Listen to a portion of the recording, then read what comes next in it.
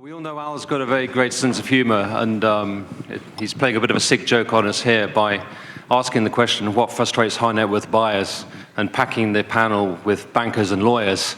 As many would say, that's the answer in itself, and we can all break for a quick tea. But we're going to demonstrate, hopefully, that the answer is not bankers and lawyers, but other things. I've got a fantastic panel for you this afternoon. Going, as you can see it, from left to right, Oliver Tebbit, partner at Watson Foley Williams, a law firm based in Dubai.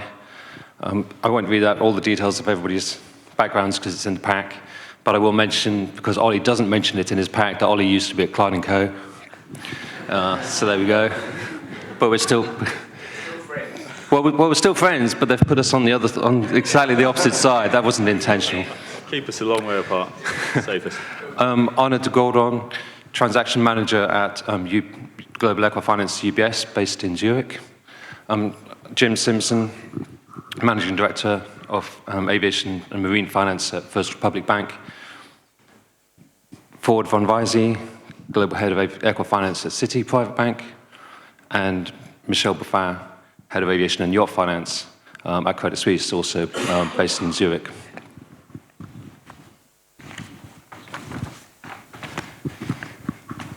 I mean, the question, all Al's questions are always very provocative, and this one equally so, I guess, and somewhat negative, dare one say. So we don't want to dwell on the negative. You know, what frustrates high net worth buyers? Hopefully, we're hoping to be constructive, come up with the answers to a slightly different question away, which is what do high net worth buyers expect from us in the industry? What do they expect from bankers? What do they expect from lawyers? You know, what are we not doing well? What can we do better?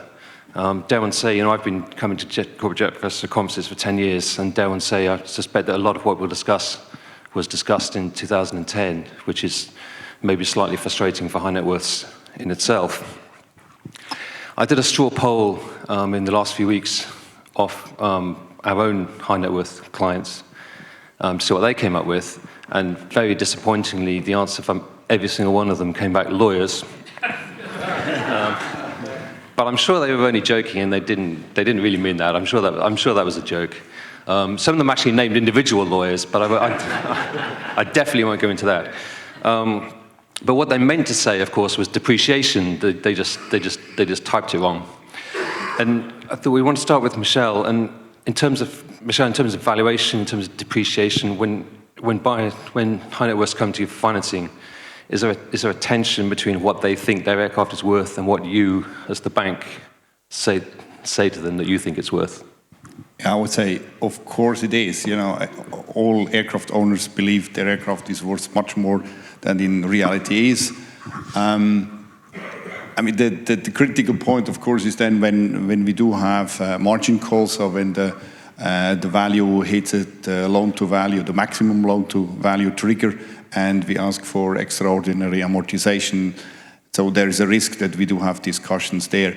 We do work during the long term with Blue Book, knowing that this is not entirely precise. I mean, we heard earlier from Ali Reza, there's always a lag, and currently the values tend to be a little bit higher than the real market. But nevertheless, it's kind of an official database, and that helps a lot. And we only have discussions typically when we adjust the value because of very high usage. But again, if we then can agree with the client that we go for a valuation from a specialist, then typically these valuations come in lower than Blue Book, and then clients are quite happy that we base the margin call only on the Blue Book value and not on the specialist's appreciation. So what sort of LTV would you typically start with? We're typically at 75% where we start with when we lend, when we draw down, and then we let the maximum go up to 80%. But it's based on Blue Book retail, so in fact it's probably higher. I mean, Jim, do you see things different in the States? Obviously the States is a very separate market. Yeah, so our typical loan-to-value is 80%. We go up to 85, 90, 95 sometimes. We'll put in multiple strips of debt. Some will be a shorter tenor. For instance, we'll do a 7-year term at 80%. We'll do another 15% for 3 years, fully amortizing. It all depends what the clients want. We do a lot of previously owned aircraft, large airframes that need work, so they need paint, interiors, Wi-Fi.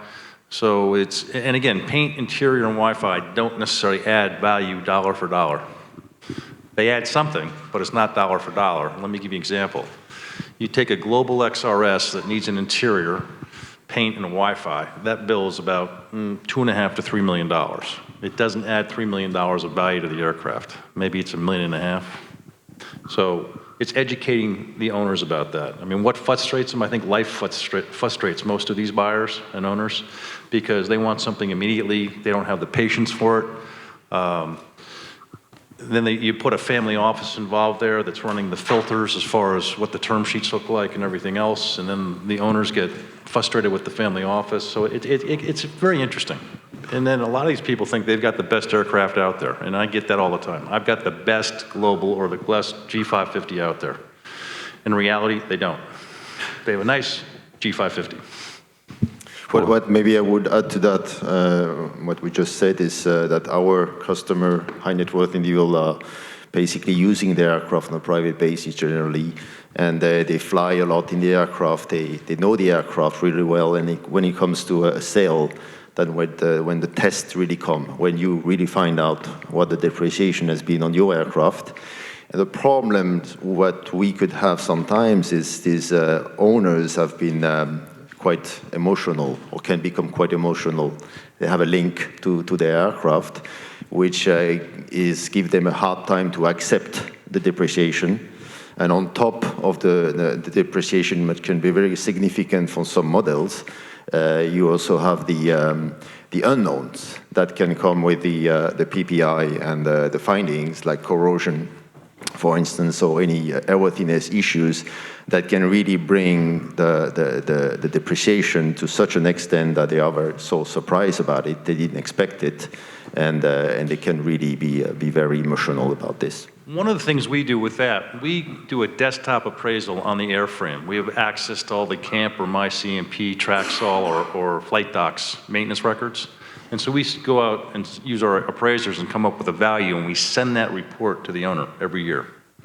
So if they read the report, they'll have 7 of these things, and they'll see this graph that goes like this. And they shouldn't be surprised. They don't like it, but it is what it is. No, that's exactly what it is. I think it's all about managing expectations, and what we can say is that what really can be a great help for the owners is to have proper advice, to have such a report, front on from professional appraiser that tells you, okay, this is the market where it is. You will probably have a hit in the value. Be prepared. Forward on the Slido, maintenance and AOGs is coming up as the biggest issue that upset buyers in terms of sort of and cost as well, and it's all linked in terms of maintenance cost. Do you find that this is a surprise for owners? Do they underestimate how much it's going to cost to run the aircraft? Well, I think this goes with really what frustrates buyers the most. I think outside of the 2 issues, number one, the top-ups, calling somebody up and say you need to write a check within the next few days for a big number to get the loan to value back in balance is a frustrating, obviously very frustrating for them. But it's also cultural. I've discovered clients outside of North America, which is half of our business, their biggest frustration is having to deal with prima donna pilots and having to deal with crap like maintenance. They don't want to deal with that. They just want to know that the airplane's available and go. They don't want any hassle whatsoever. What frustrates people in North America the most is being told, no, you can't do that. These guys think they're the hottest thing since sliced bread. They've always done what they've wanted to do, and the 2 words that they like to hear the most are yes, sir. And when as a banker or attorney or a management company executive, you say, no, you can't do that with the airplane, that's illegal, they look at you like you got 3 heads. There is a culture of light the fires and go. We're going to land this thing. I don't care if the weather's 0-0 out in Nantucket or up in Aspen, the goddamn airplane's landing there. That's the issue, that they don't like to be told that they can't go there. And so it's also cultural. You know, it depends what part of the world you're in. In the Middle East, the one thing our clients hate to hear, they can't stand, is when I hear my airplane's worth a lot more than that, you know, it's a special airplane, when in fact it's just another Global Express. They all think, you know, this is sort of, you know, we don't stink, right? Nobody stinks. You don't stink, I don't stink. We all stink. Who's kidding who? That's what they don't want to admit to themselves at the end of the day. One of the margin calls were mentioned. Certainly, after the last credit crunch, there's a peak of margin calls. I mean, for those who don't know what a margin call is, could you just explain what it is and then your experience of that? Sure. So we talk about asset values. Obviously, at the beginning of the financing, then a loan will be advanced against, by reference to the total value of the asset.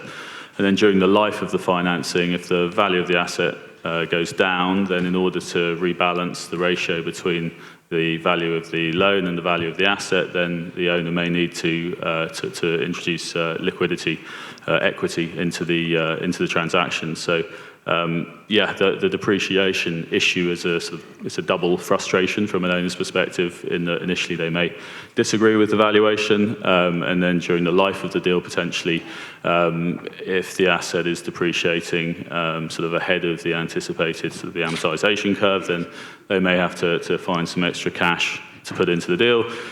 And obviously depreciation can accelerate in a softer market, which may be when businesses generally are under pressure, and obviously that's a very unpopular time to be asked to find money if you're an entrepreneur with lots of different commitments running.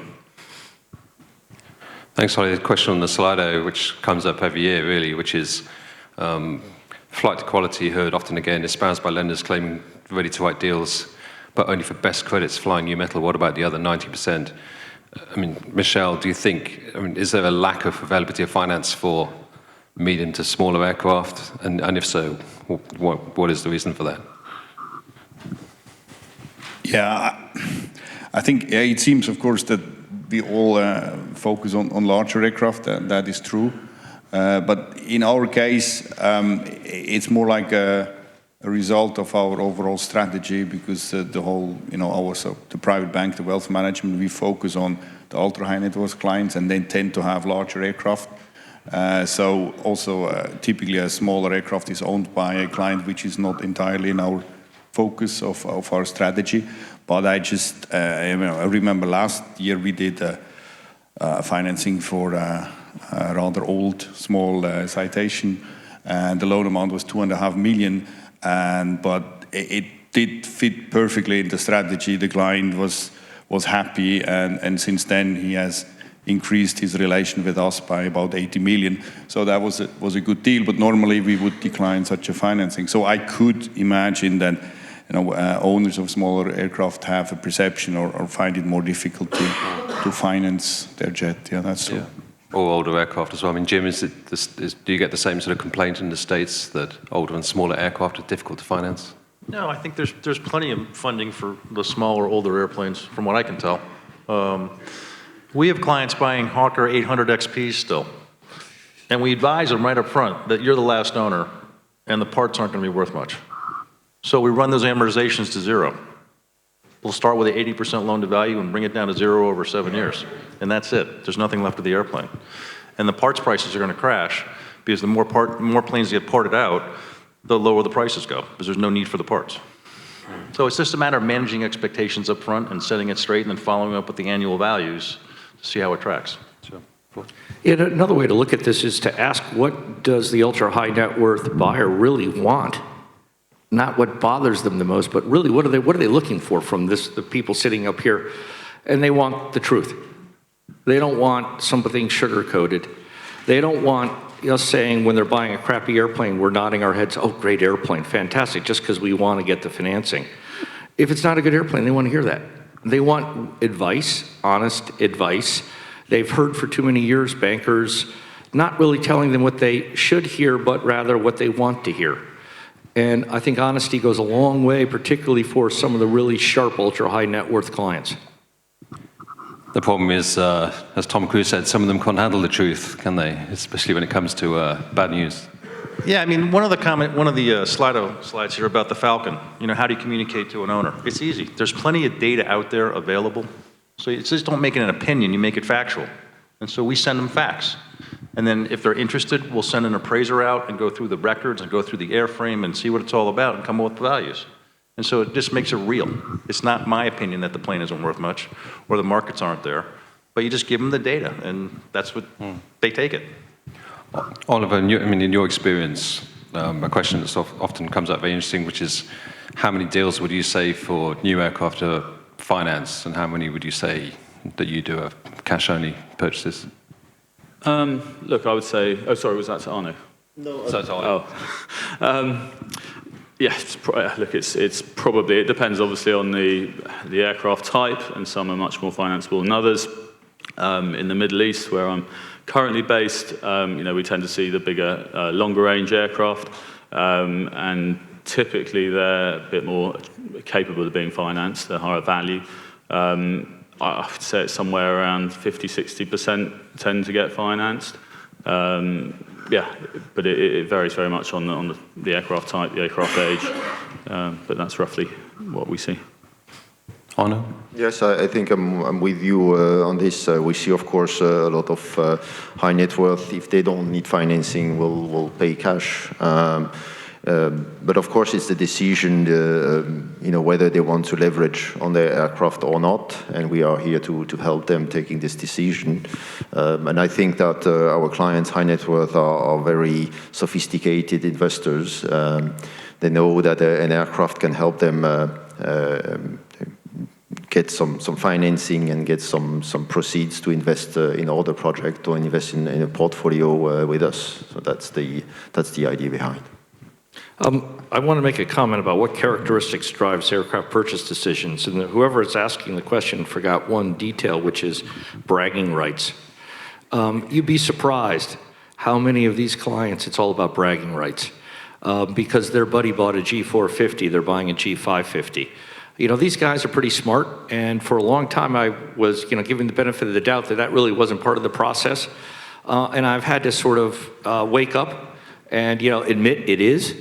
And sometimes the other way to convince these guys to do the right thing is to say, well, your buddy Jack did that. Why aren't you doing that? Oh, okay, if he's doing it, I'll do it. There is a certain amount of herd mentality because these guys don't want to spend a lot of time thinking about it. And if somebody else who they admire, who they respect, has done it, that validates them for it, or validates the decision-making process for them. So there isn't a lot of rationality for some of these guys. Other guys, there is a lot of rationality, but I'm surprised that bragging rights should be probably first or second on that list, I hate to say. Yeah, it's interesting. You add some alcohol here, and it's all of a sudden mine is bigger than yours. I was trying to be polite, Jim, okay, in case you're wondering. But that's the conversations I get into, especially around Christmas time. People say, well, I'm going to buy an airplane, and what's a so-and-so? Is it bigger than another one? Yeah.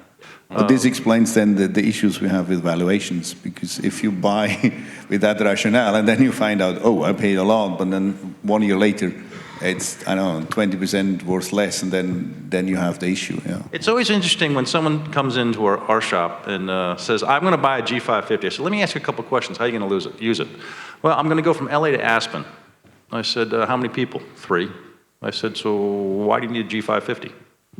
Well, I'm going to go to Europe once a year. Okay?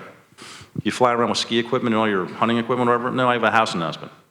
So why don't you start off with like a Challenger 300 or something this or something this? They're like, oh, well, my friend told me I should get this. That's where you have the problems. My friend told me. And there's lots of great brokers out there that will really do the analysis of what's the proper airframe to do the job and what are the choices available.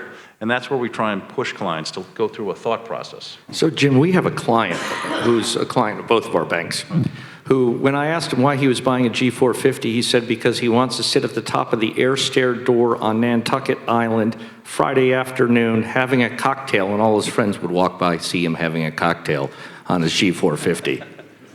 That's a valid reason.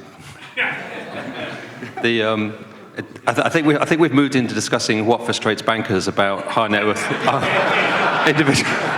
individuals. And it'd be nice to ask Ollie what frustrates lawyers about high net worth individuals, but we have to be extremely careful, so we won't.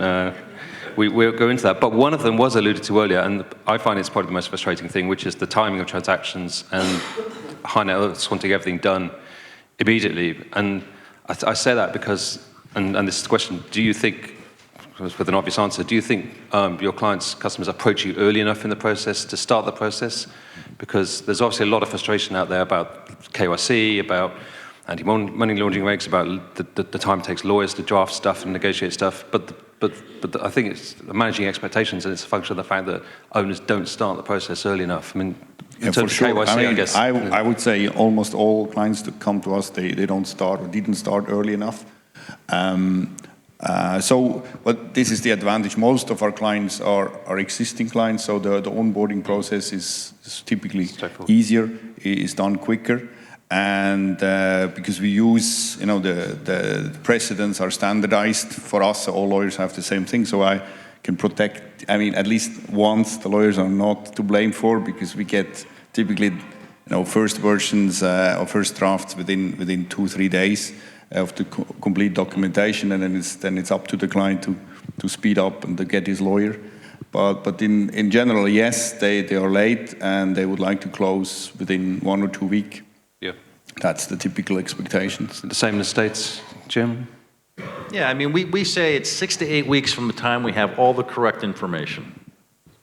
And it's all the correct information. And that means the financial statements, the formation documents for the LLC that's going to own the airplane, the pre-buy report, all of it. And then we go through it, and some people say, well, I need it like in 4 days. Well, so we have Plan B. We'll do a stock-secured loan. They move securities over to First Republic, and we'll either do a margin line of credit or a stock-secured loan, which is unsecured, but we'll flip it to the aircraft loan in 60 to 90 days. And that's a very effective tool. Ollie, do you think there should be more sort of just standardized documentation, precedent documentation, standard sale agreement? Yeah, that's a tricky one. And as you said at the beginning, we've spent 10 years discussing a lot of these issues and trying to work out ways of becoming a bit more efficient. And, I definitely think that one of the least likely things you're going to hear an owner say at the end of a transaction is, hey, that was a bit easier than I thought it would be. And that's, even with a lot of expectation management, it's just how it is. And these transactions, as the market has matured perhaps in the last decade, actually sort of new issues have been identified, and some of those new issues need new provisions to address them, and new ways of protecting finances against them. Look, I act both for lenders and owners, so I think I have a reasonably balanced view. Refinancings where there isn't a new purchase can be managed quite quickly, potentially, but still there'll be issues that no one expects at the beginning. And if there's an aircraft purchase, a pre-owned purchase, where there's all sorts of technical things along the way, then it can get very complicated. Can standardized documents, really help? These deals are all unique. Some lenders are able to standardize some parts of their documentation, but most owners want to negotiate anyway. They're used to negotiate. If they see a contract, it's something that's up for negotiation. So there's, there is pushback even from the owners against something that could potentially make these deals a bit smoother. I think these deals are all too unique and individual, and there may be parts that we can standardize, maybe escrow arrangements and so on, but it's quite discrete potentially. I think Ollie brings up a really good point, which is there's one consistent comment I've heard from all clients, regardless of where they are in the world, is I cannot believe how complicated that was. And I don't get why all these laws contravene each other, i.e. the FAA or EASA versus, the tax law. They're exact opposite of each other. And so the frustration they express to us of how complicated it is, they've never seen such complex tax planning outside of something that should be for a major corporation. For an asset like this, it is complex if you think about it for a second. And we, as an industry, like to say this is very complex because we're sort of puffing ourselves up, making ourselves think that we're more important than we really are. But there's actually truth in that. It is complex. Yeah. What I would add to what Ford said, and fully agree with you, I mean, we have this comment, you are very complicated, it takes so much documents, paperwork, but I think even if there is no financing involved, an aircraft transaction, an aircraft sale is already a complex transaction involving different parties, operators, insurers, brokers, buyer, seller, escrow agent, owner's trust if it's a FAA transaction, etc. So in essence, aircraft sales are complex, right? The regulators deliberately make it that way because they're all the regulations you have to satisfy. Yeah, I mean, the thing we see is when we have a non-aviation attorney on the other side, that's when the troubles start. So we really try and tell the Amen clients. to that, Jim. You know, we really try and tell the clients, use an aviation attorney, and here's a list of 10 to pick from. Because when the general corporate counsel gets involved, that's when we've had our biggest disasters, and that's when the legal bills get crazy. Like we had one in December where the legal bill on the client side approached $60,000, which is crazy. It didn't need to go there. But this lawyer and this team of lawyers, I think they were thinking they were going to get paid by the word. And they just destroyed Lawyers tend to, yeah. Yeah. I mean, it was a slash and burn on the documents and this and that, and you know, and it went to, no, we're not going to do that. Yeah. And there was a bit of a standoff. I think picking up Ford's point, some of the complexity comes from things that owners want to do which make it complex. So if you want to import an aircraft into the EU and not pay VAT, then you're into complex territory. And there's no way around it. You know, the alternative, you sometimes feel like saying to an owner, well, the alternative is just pay the VAT then, which of course they don't want to do. You know, I mean, anyway. Or the worst is, okay, I bought the airplane on Monday. You know, I really want to fly this thing to Paris on Wednesday. What do you mean I can't? What's a flywire? What's that? We don't know what that is. What do you mean I can't operate this thing internationally right away? It's that kind, it's a culture, particularly North America and the US specifically, of, you know, it's like a car. I own a car, I get in the car, I drive the car, I go where I want to go. What do you mean I have to do this, that, and I got a permission? Because as an owner registry, they think just like a car, you can get in the car and go. It really doesn't work that way. And trying to explain that, particularly to a first-time owner, is really the challenge. There's a very good question. Yeah. Sorry, Michel. No, yes, it's a fact, it's complicated, and to a large extent, you just cannot avoid it. I mean, this is why we try hard then to be also a little bit positive. I mean, we try really to guide our clients through. We do have a ship finance also department. It's just why, you know, they're sitting next to us. There they have commercial counterparts. And there they have never issues because they're the counterpart finance ships that they do that one after the other. So they know perfectly what they have to do. So they have, compared to us, very limited staff. We have about twice as many people for the same job because we just have to guide the clients through to explain them and say, you know, maybe you should talk to the operator because, you know, if you want to operate the aircraft, you know, maybe you should put it on the AOC. So you'll be surprised what we have to tell them, but this is kind of a service that we offer and hoping then at the end of the transaction, then the client looks back and say, okay, it was not that bad and that he realizes that we also helped him. Yeah, there's a very good question on the slide there, but I want to come back to it after discussion on one point, which is one of Al's questions, and maybe for Arnaud. Is there a generational difference that you're seeing with your customers at the moment? Are younger owners coming through? Are the people that are inheriting wealth from self-made millionaires, billionaires, do they want to own jets? Well, certainly. I mean, I would say that younger, high net worth individuals like millennials would probably, at the beginning, opt for alternative solutions than ownership, probably like fractional, because in a sense they would like, you know, they want to have this the flexibility or option on one day you fly in 7X, the other day on an G550, and the other day on an ACJ, and with the ownership, in a sense, you are stuck with one aircraft. So I think for this young high net worth, I would tend to say that they probably stay away from the ownership. However, that may change down the road, because once they will have built up a certain wealth and probably also will have certain motivation, other motivation, like privacy, comfort, have a family, etc., then that might change. So I think it's a moving target, but millennials are probably, from what we see, less in the ownership. And actually in our portfolio, I would say the number of millennials is quite limited. Let's face it, it's not the most diverse, the business jets world is not the most diverse world. Do you find, especially the sort of maybe the younger generation, do you find they're frustrated that, say, our industry doesn't reflect their businesses in terms of diversity and inclusion? Yeah, I think over the past few years we've seen increased diversity in the number of the type of private bankers that at least we have at Citi, and being as diverse as we are as an organization, there's been a lot of movement of people around the world so that we are more diverse. But still, you're always a little surprised when you show up for a client meeting and it's a woman who is the client. And because we just don't see a lot of them, and the reason I mentioned is I saw the question, and typically, the women ultra-high net worth individuals tend to be really, really wealthy and very shrewd and really are, a lot more pleasant to deal with because they ask a lot of the tougher questions and questions up front the men don't want to ask because the men are more concerned about their ego and looking like they're the male, the dominant male, as opposed to asking the right questions.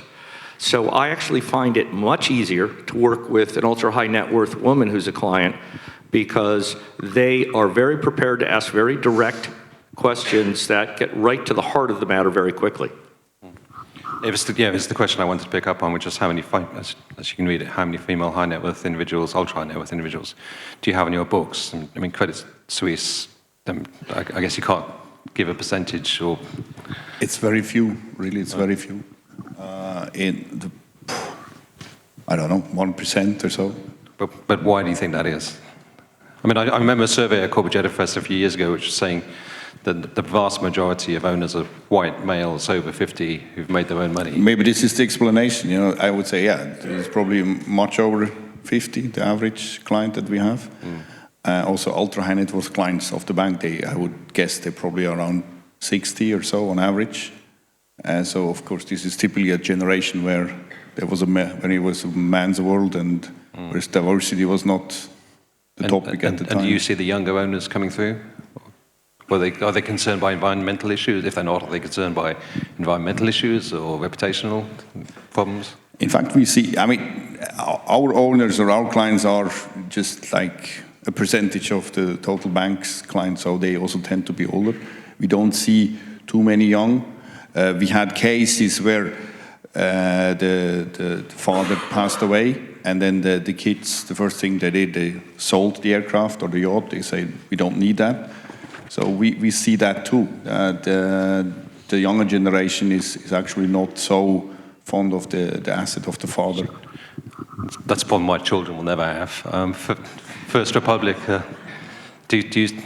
what's your client base? How many female high net worths do you think? We've got 75 airplanes on the books. I think we've got about 10, I'll say single, just individual female owners.